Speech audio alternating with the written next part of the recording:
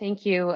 This is one of the most important topics, I think, right now in psychedelic medicine to be talking about, because psychedelic healing and the models that are developing, they are unlike any other in healthcare, and they involve unique vulnerabilities for the people who are seeking these therapies and these treatments. And I was really fortunate in my undergrad. I did my honors thesis at McMaster through philosophy.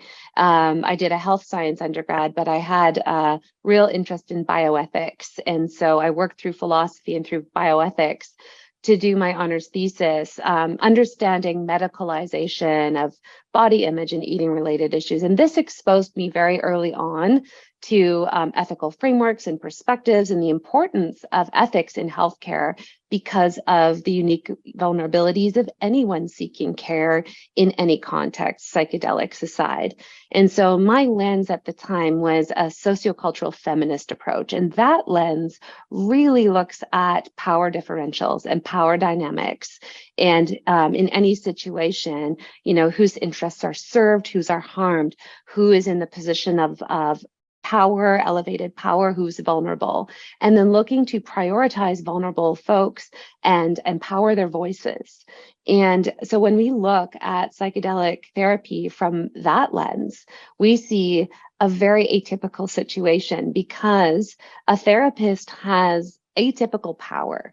In addition to being the person that is being approached, for in a trusted way to hold a container and guide a person through this, we know through research with psychedelics is that everything that happens in preparation, all of what Robin Carhart Harris calls extra pharmacological factors, those factors of set and setting, they will all influence significantly what happens in that person's psychedelic experience. And those factors are largely controlled by the therapist. So this really is one of the things that elevates psychedelic therapists to an extreme position of power that they may not even be aware of. And also the fact that the person seeking care is taking a medicine that is going to increase their suggestibility, open them up to profound experiences that may drastically alter their worldview, maybe their spiritual perspective, and potentially significantly shift the rest of their lives in an enduring way. So it's a high stakes situation, and they're being encouraged to surrender and to trust the process, right? And so very unique, atypical vulnerability on the side of the client. So I think this is the very first thing from an ethical perspective that psychedelic therapists really need to deeply consider, and then consider, what is my training? What is my level of self-awareness? What am I, in all honesty and integrity, bringing forward to this exquisitely sensitive situation with another human being?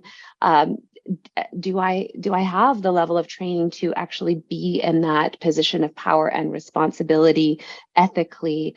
And then I'm happy to dive into sort of how we think about healthcare ethics in general. There's sort of like 4 categories we need to think about, but that's really the first thing is how much influence and responsibility a psychedelic therapist really has.